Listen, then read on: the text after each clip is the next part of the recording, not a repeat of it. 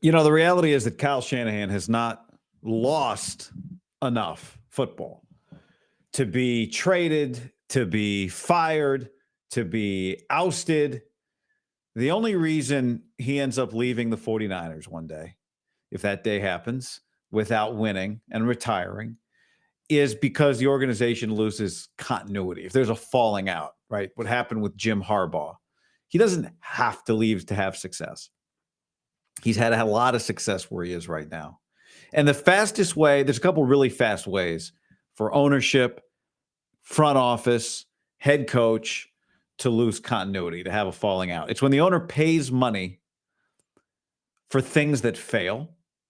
And then even more significant than that, when the owner is talked into paying money for something that fails, or the front office is talked into paying money for something that fails. When you find a common place, a common ground in a negotiation, like the Niners finally did with Brandon Ayuk, in terms of winning games, getting on the field, that's what matters the most. But what also matters behind the scenes is who wanted it, who didn't want it. When you trade 3 first-round picks for Trey Lance, or for the right to draft Trey Lance, the question is who wanted it, who didn't want it. And over time, if you don't have a good working relationship, if you don't have a good personal relationship too, but if you don't have a good relationship, when things go wrong, and they do go wrong, they always go wrong. Do you have too much baggage? Does that stuff bubble to the surface when you have a year like the 49ers are having now, and then you have an offseason like they're about to have in all likelihood? Is that everybody pulling together going, we, you, the coaching staff, me, the front office, you, the scouting department, you, the contract negotiator, you, the analytics guy, you, the owner, we together failed? Or is there finger pointing? And you start paying out money on deals that don't work and doing trades that don't work. If you don't win enough games, then it can become an issue. But, go watch how excited people that cover the Bears are at the idea when Florio suggested 2 or 3 days ago, the Bears could trade 2-1 for Kyle Shanahan. Hey, go look at a mock draft right now. Go look at a mock draft. Do you know where the Bears are drafting? It feels like they've had a bad year. They stink. The Niners are just unlucky. The Niners are 1 game better, barely. The Bears are not drafting first. Go look at a mock draft. Just pick 2 players in that mock draft. Go, all right, would I trade Kyle Shanahan for one of these guys and then next year another? No. You would run to do that deal if you're the Chicago Bears. So the Niners now have 5 games left. And they've paid Brandon Ayuk, and Brandon Ayuk got hurt. And they paid Nick Bosa. They gave more money to Christian McCaffrey, and he got hurt. And they gave more money to Trent Williams, and it hasn't translated for the team, right? There's not a debate, I wouldn't think, in the organization, at least not too much of one, about whether or not Brock Purdy is their best option for 2025. This has been a bad year collectively, and I'll want to get to him in a second. But there is a real debate about how much money to pay him. And if you think, well, the last 5 games, what does any of this matter? I mean, you beat the Bears, then maybe you got a shot, playoff hope, stay alive. Guy said he's not going to count you out totally until you lose your next game, which is true. But until then, we can hold off on all the Brock stuff. But 5 games is how many games Jimmy Garoppolo played before he got paid. And when Jimmy got paid at the time, it was the highest for a quarterback in the league. You would die to pay a quarterback, $20 million a year. But at the time, it was the highest. Jimmy Garoppolo played 5 games as a 26, 27-year-old and got himself paid. So now here's Brock Purdy, younger than Jimmy Garoppolo was then. Brock's 24, will turn 25 at the end of the month. And here's Brock Purdy with 5 games left, much bigger sample size already than the Niners had on Jimmy Garoppolo. And he's having a weird year, right? We could talk about the efficiency numbers, but it's rare. He's got 13 touchdowns, 8 picks, okay, in 11 starts. 13 touchdowns, 8 interceptions. At that pace, in the next 5 games, he's going to finish the year with 17 touchdowns and like 14 and a half interceptions. 17, and let's round down, 17 and 14. You don't think the owner says, guys, really? When somebody says, all right, let's go pay the guy. Forget about top of the market money. Forget about number 1 quarterback money. Just say like top 12 quarterback money. We're going to pay him $50 million next year. The owner doesn't say, oh, yeah, I saw enough the year before.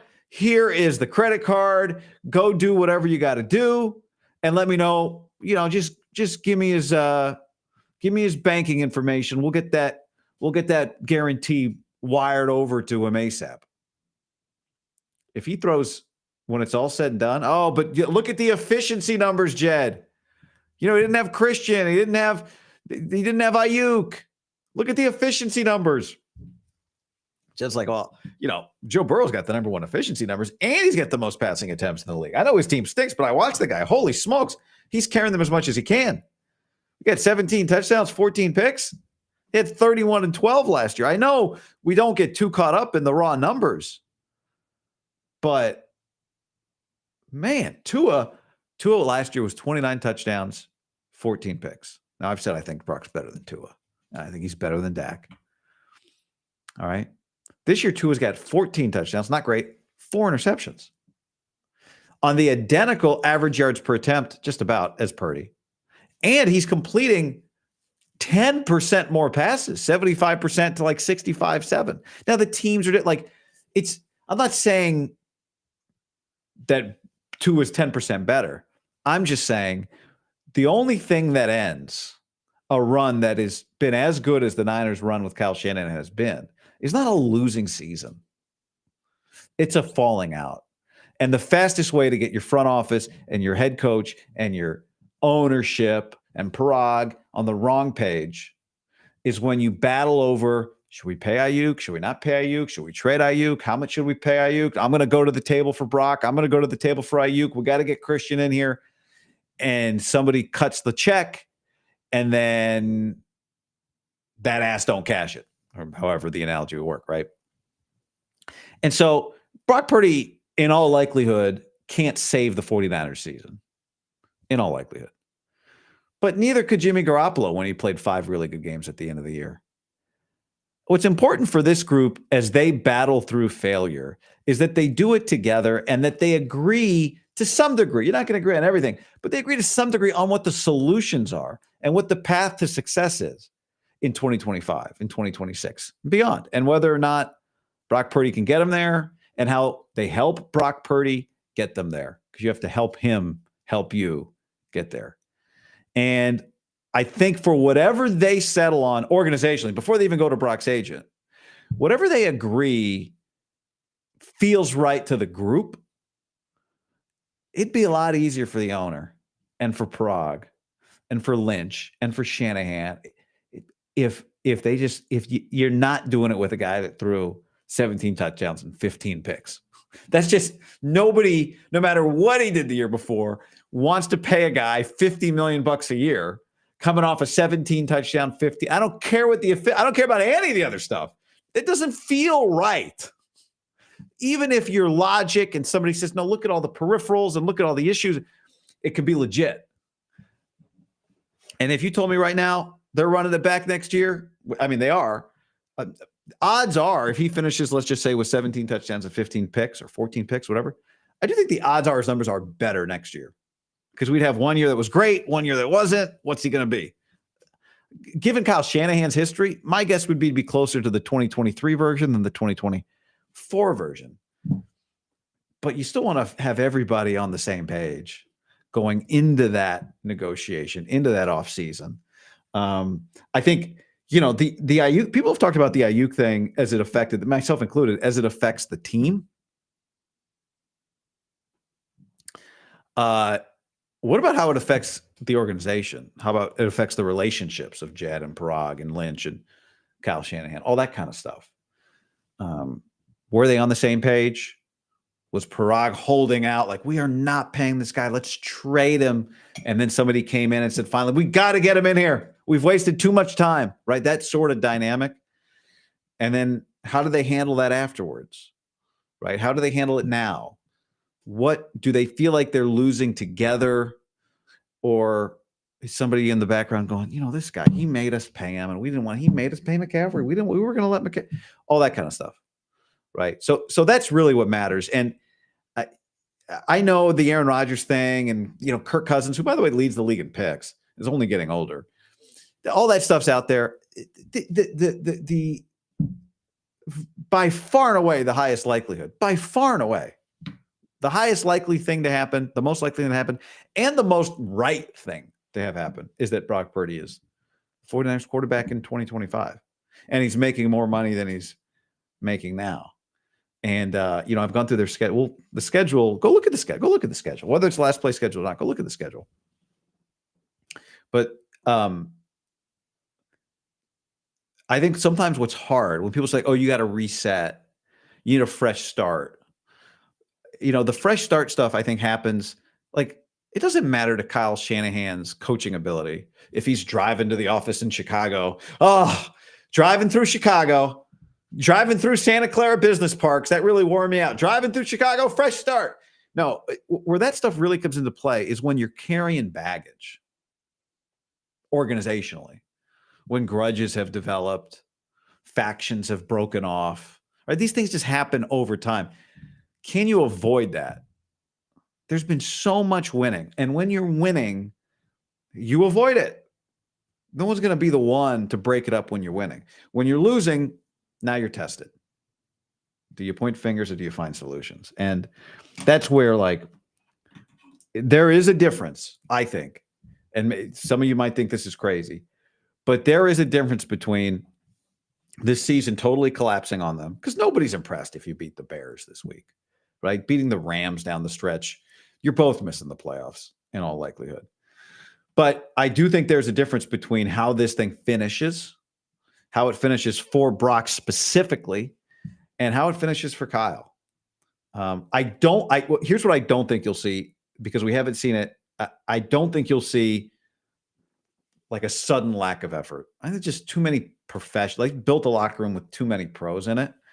And they've got enough young guys that have to prove themselves. So I don't think you're going to see that. That's not the issue. But do you finish feeling like you were able to weather the storm as a group and, like 9 wins, even 8 wins? Nobody's going to feel good about that. But can you find something that gives you a little bit of positivity into the offseason? And Brock Purdy playing well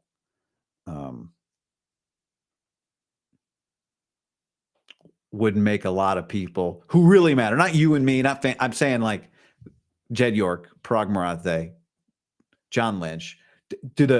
Does Brandon Ayuk, as he's working out, catching the ball between a tree, is he working out thinking like, do you see the way Brock finished the year, man? I got to get back with this guy, right? All that sort of stuff. All that stuff matters. All that stuff matters to this team. So we'll see. But they have that opportunity still to just. I don't want to see Brock Purdy finish the year with 17 touchdowns and 15 picks. As someone who likes him and thinks he's good, I don't think you should pay him Josh Allen money. But you don't want to. I don't want to see that. And you know how hard it is to find a player that's better than him. Niners have lost 3 straight games. I mean, you look at these scores. The Seattle game was a 3-point game, but blown out in the last 2. It's just been bizarre. Outscored 73-20 in the last 2 weeks. Bears defense allowed 23 points to Lions. They forced takeaways in 5 straight games. Niners defense has allowed 389 rushing yards in the last 2 games. There's just so much about them. Brock's coming off a 94-yard passing performance. What the hell is going on?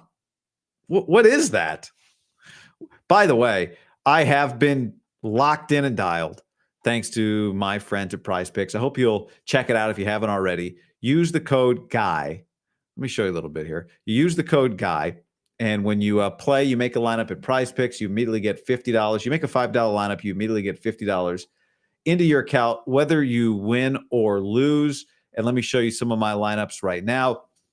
I've got Josh Jacobs, more than half a touchdown. Lions have a good run defense. Jacobs has found the end zone in each of the last 3 weeks. He's averaging a touchdown and a half in the last 5 games, almost. Lions have allowed 9 rushing touchdowns this year. Short week. Lions are banged up. DJ Reader's banged up. I'm combining that with Jordan Love, more than 252 and a half passing yards. Love threw for 273 against the Lions in week 9. And David Montgomery, more than half a rushing or receiving touchdown inside the 10-yard line. David Montgomery rushes the ball 67% of the time for the Lions inside the 10-yard line. So that's 100 to pay, 375. So I'm a big fan of that lineup. I got a couple more lineups here. I got a Jared Goff, Brandon McManus, Josh Jacobs lineup. Prize Picks is awesome. You can do up to 6 players in a lineup right now in Prize Picks, which like I actually made one of those. I'll show you what it looks like. But that means that you can get up to a 1,000x payout with your lineups at Prize Picks. You have the ability to 1,000x your money, the highest payout ever offered at Prize Picks, available now. So this other lineup I got Josh Jacobs. I got Brandon McManus, more than 1.5 field goals made. I love doing kickers in these lineups because it just makes kicks fun. McManus hit 3 field goals last week in the cold. Packers should move the ball well between the 30s. I got Goff, less than 1.5. Like, this is, you want to have some fun Thursday night? If you're watching this or listening to this before, you're not listening to this before Thursday night, so you will know if I hit this already. Less than 1.5 rushing yards for Jared Goff in the game. And then let me show you a big lineup. This is awesome. Championship games this weekend. Check this lineup out. I got Bryce Young, less than 198.5 passing yards against the Eagles. All right. I know Bryce Young is hot again. Give me Vic Fangio against Bryce Young. I got Dylan Gabriel in the Big Ten championship game. More than 1.5 passing touchdowns, 5 o'clock Pacific against Penn State on Saturday, indoors, Indianapolis.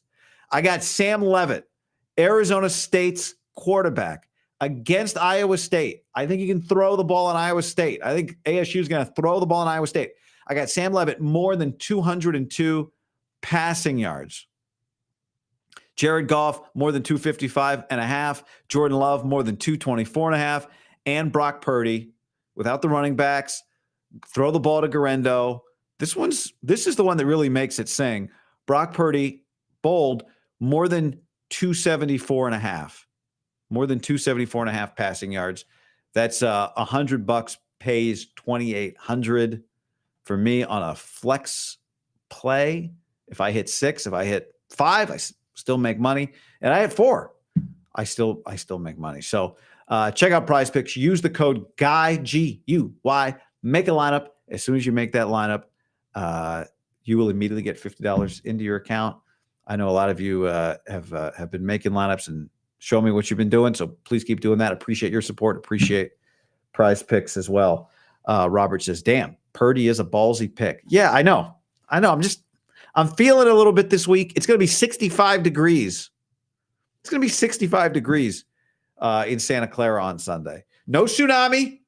No, we had the tsunami warning. Then they canceled the tsunami. They had the tsunami and then they canceled the tsunami. So I think it'll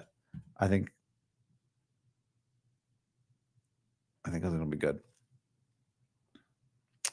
Comment, Tarot Dog 49. I don't think Brock cares a hoot about being the highest paid anything. I think he'll be more interested in being able to have a good team around him.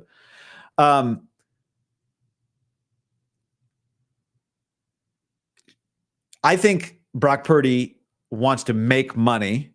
I know he does because he's doing a lot of commercials. And I don't think you need to make $60 million in order to make $48 million or $52 million. Now, does that mean he's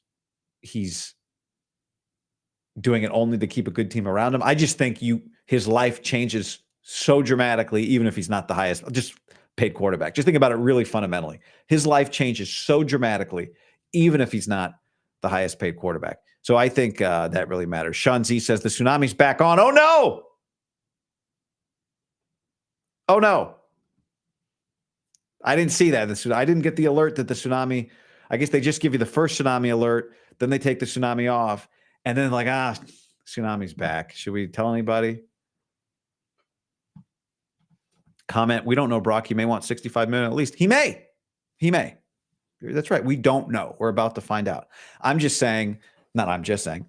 I believe let's just take away all the other stuff we know about contract negotiations and look at it from a human standpoint. He's doing a bunch of commercials.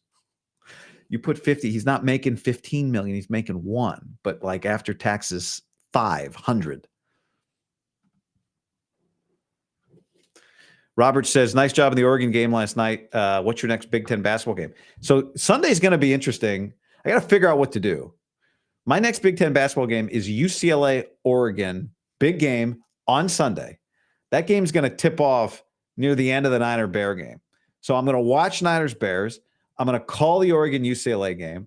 I have a flight that night out of Eugene. I'm going to head to the airport. Whether I do a show from the airport or do it when I get home late Sunday night, I'm not sure yet. I'm going to ask for your flexibility, but I'm doing both. And I'm getting caught up in the schedule, but I'm excited. It's going to be a fun Sunday.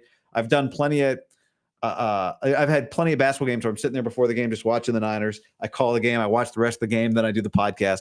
So that's what's going to happen Sunday.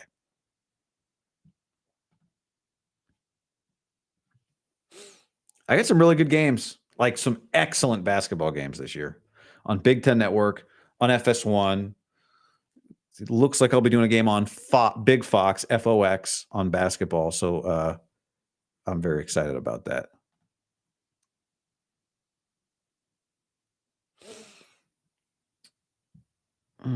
John of Malta says, understood and agree in principle theory, but if your client goes against your advice and fiduciary responsibility, then, and he goes on, I mean, the Niners don't give Brock Purdy's agent a blank check. He is under contract next year. And as I say in a conversation with Larry Krueger that's still coming up, I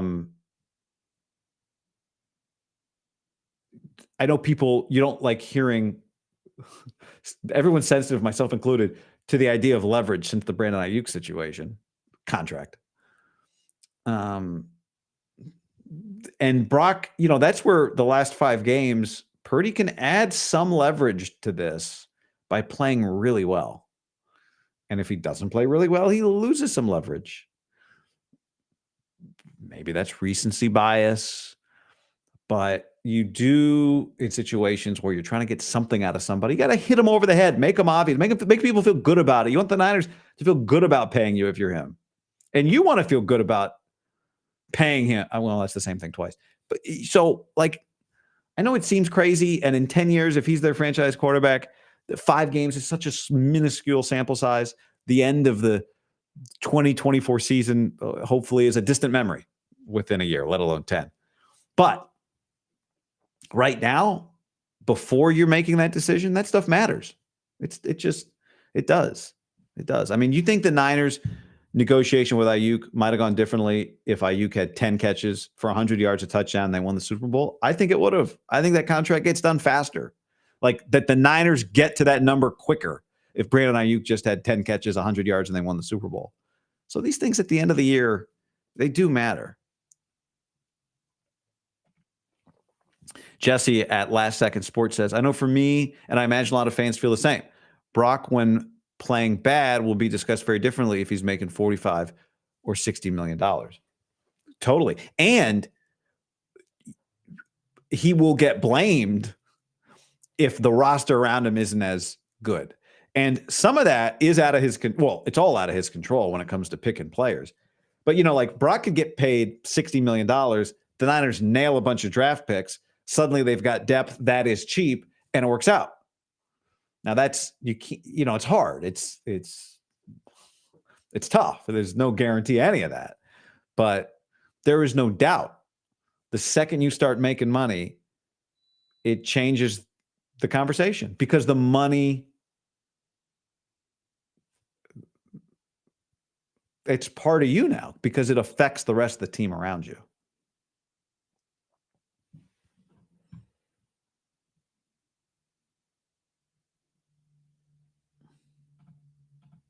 Max asks, do you pay for your own flights? No. But I get miles. The I love college football. Big college football weekend coming up on Saturday. Are you guys aware of this stuff? You guys like college football? Huh? Here's what's coming up. Potential college football playoff matchups. The game to really watch is SMU Clemson. That's the ACC championship game. SMU's ranked 8th. Clemson's ranked 17th. If Clemson were to win that game, things get very hairy. Very, very hairy. Penn State, Oregon, champ game, Big Ten. Georgia, Texas, SEC. Iowa State, ASU. I feel like there's so many ASU fans. That's a 9 a.m. Pacific game on ABC. Cannot wait for this Saturday night. And by the way, UNLV Boise on Fox on Friday night's a great champ game as well. So, but if SMU, this is the playoff bracket right now. If you have not been following a lot of college football, or maybe you're going to jump in on the playoff, there are people that believe the best place to be in a 12-team bracket where the top 4 seeds get buys, and the first 4 games are played on home sites, that the best place to be is the 5 seed, where, yes, you have to play on the first weekend, but you get a home game instead of a neutral site game week 2. And you might go, I don't know, I don't want to play back-to-back. And you got to win more games if you're the 5 seed. But you get the 12 seed out of the Big 12. Then you're going to play Boise at a neutral site. And your first round game is a home game. There's going to be so many butterflies, all that stuff that comes with this. And you're going to get that out in the first game. And you're going to get it out at home. And then you're going to play a neutral game. Because if you're the 4 seed, you play the Big 10 or the Big 12. And then you play Boise, let's say, versus being let's just say you're the 2 seed, right? You're the 2 seed. Let's say Georgia beats Indiana. Although, congratulations, my guy, Tino Sanseri, Indiana QB coach, is now going to be reportedly it's going to happen. The offensive coordinator for UCLA, Eric Bieniemy, out at UCLA after 1 year. But let's say you're the 2 seed, you're Texas. Georgia plays, they play Indiana. Let's say they beat Indiana. And then they've got all this momentum. They're feeling good. They got the butterflies out, and they get you neutral site. You got to play Georgia. So I just keep an eye on that. Like, people think there's just this theory. We'll have to see it play out, that the 5 seed. Now it's complicated, right? You're playing an extra game. I don't know. There's nobody I like Oregon a lot. They're the 1 seed. There are years where there have been great, great teams. I don't know if this is the year, but we're about to find out here in this playoff. Comment, I hammered SMU minus 2.5.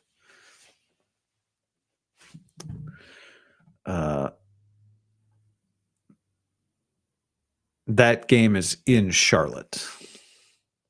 Sneaky Dabo, big, close to home. Interesting. Very interesting for them.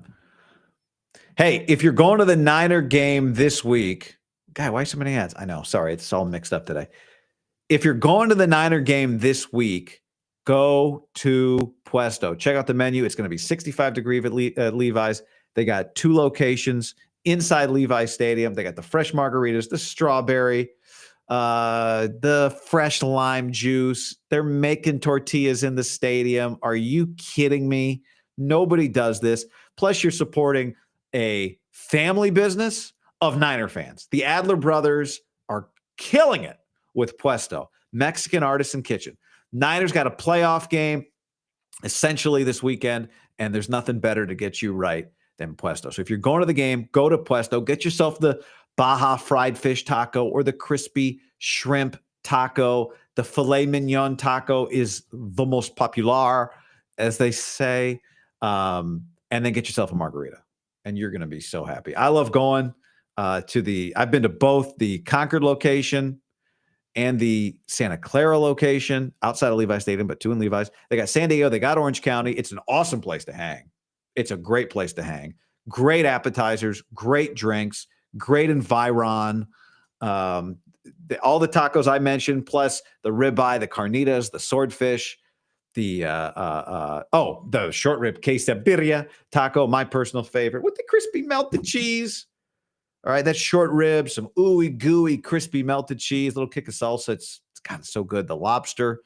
Plus they got Taco Tuesday deals, and their guacamole is killer. So Puesto, thank you for the support. The Adler brothers have buckled down in this time of desperation. The Niners may be inconsistent, but Puesto always delivers. Thanks for the support, Puesto. Appreciate y'all. Comment, an old cousin's coming off a blown Achilles and 100 million. It's not. No.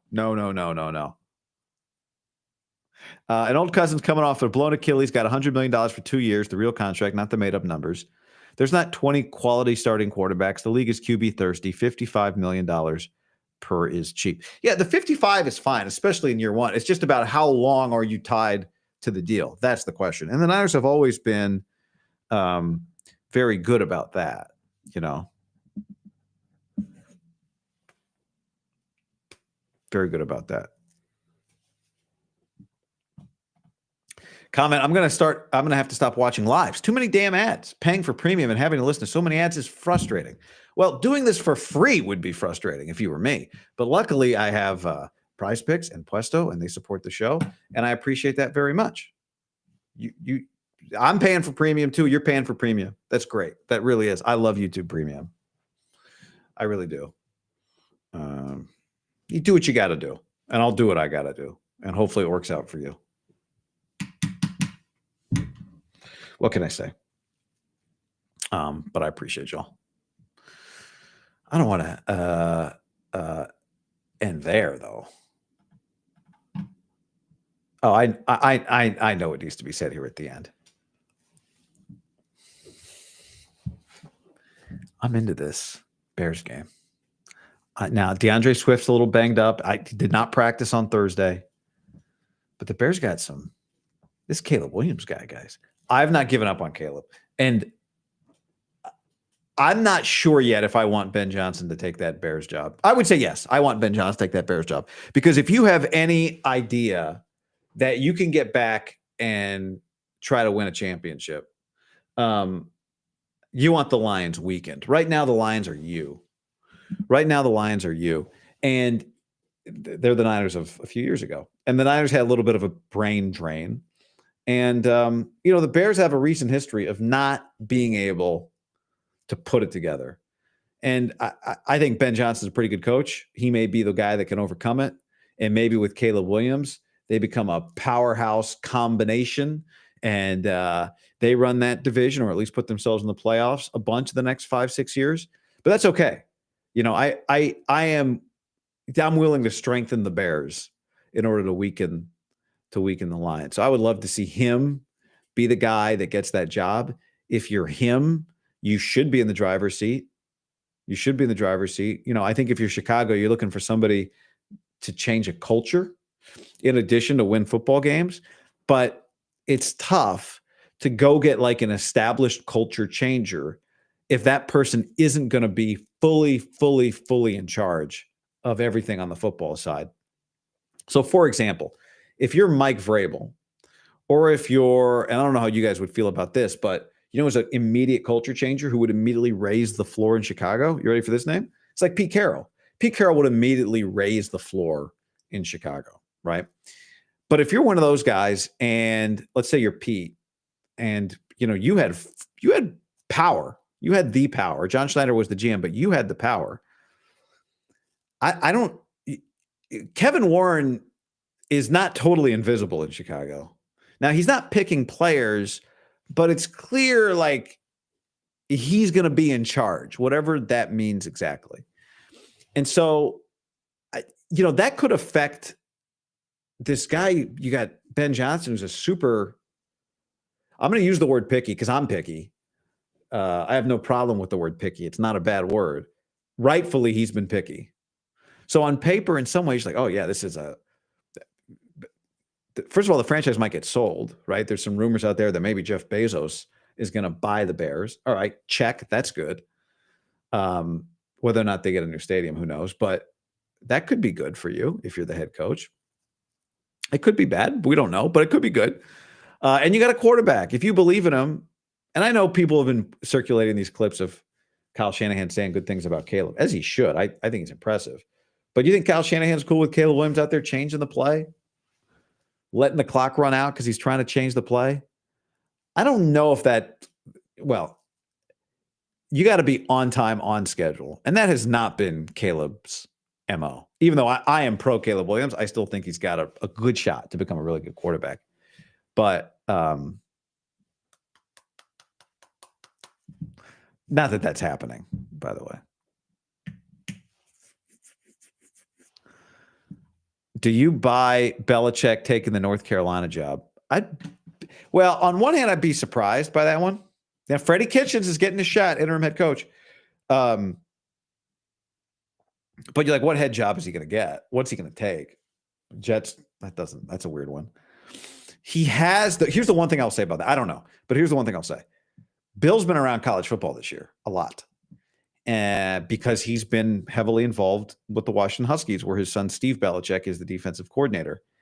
And as messy as college athletics feels right now, and it is right now, the expectation is that in a few months, maybe June or July, college athletes are going to become employees and get paid directly by the universities instead of by the NIL collectives.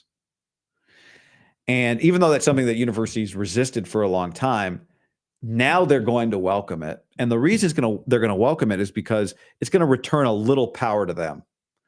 Creating in real contracts, legally binding contracts with employees will bring a little bit of, I say the word power, just a little bit of control back to the schools and to the football programs and to the coaches, right? Like right now you pay a guy NIL money. Let's say you signed a player a couple days ago and you gave him $100,000, which is low. Okay. That is, let's say you gave him $500,000. The agreement on signing day does not bind that player to your school. So if I signed at USC yesterday and they gave me, all right, we're going to give you $500,000 this year. You're going to get $100,000 on December 5th.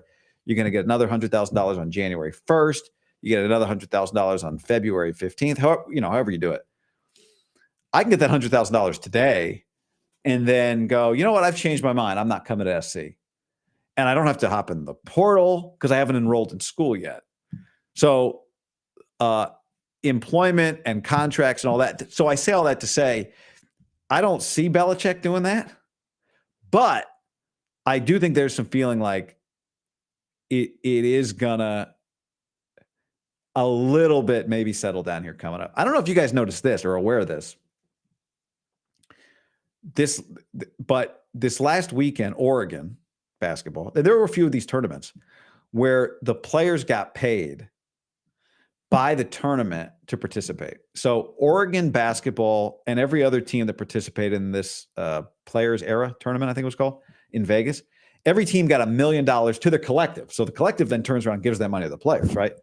So every team got $1 million. They got to the championship game. They played Alabama in the championship game.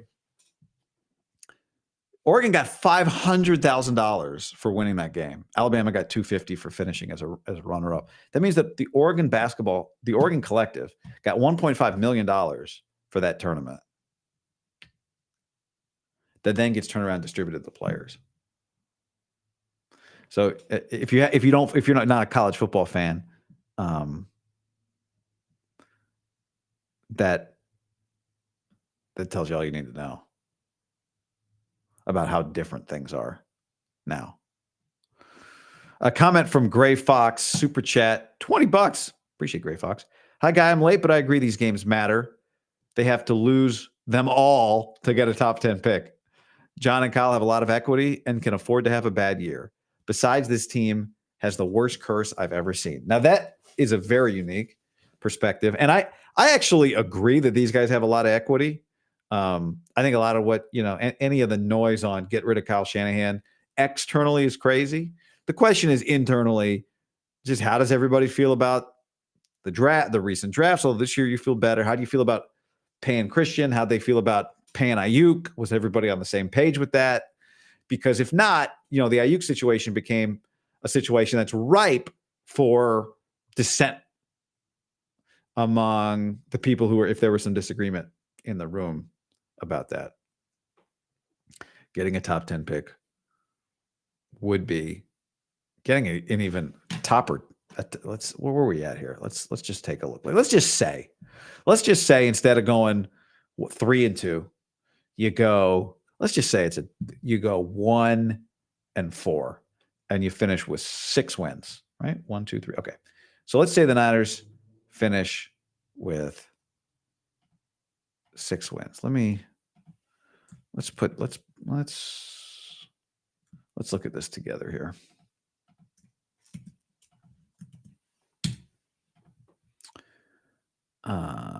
Okay.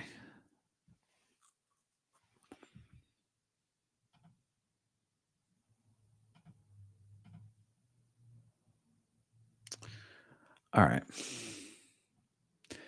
6 wins. Where do I think 6 wins will put you? 6 wins will put you 1, 2, 3, 4, 5, 6, 7, 8, 9, 10, 11. Yeah. 6 wins may not be, sounds kind of crazy. May not be top 10. Let's see. What did last year?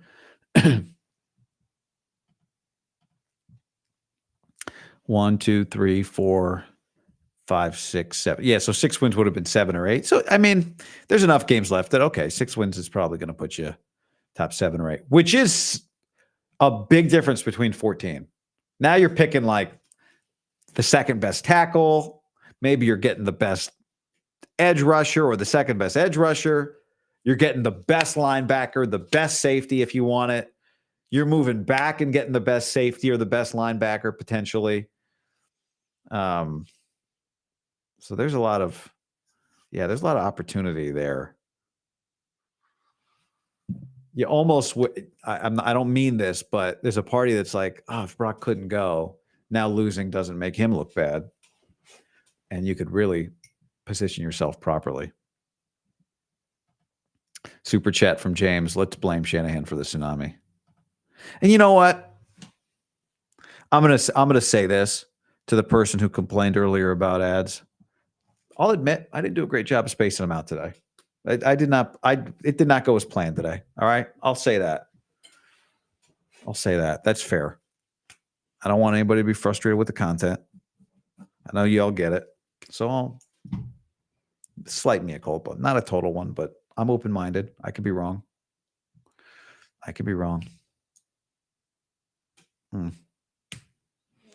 What? Here's what I can tell you. Whatever happens, we all experience the 2024 San Francisco 49ers together. We witnessed it together. And aren't the memories worth it? No, they're not. All right. On that note, I appreciate y'all. Coming up on Friday night on KNBR, a conversation between me and Larry Krueger.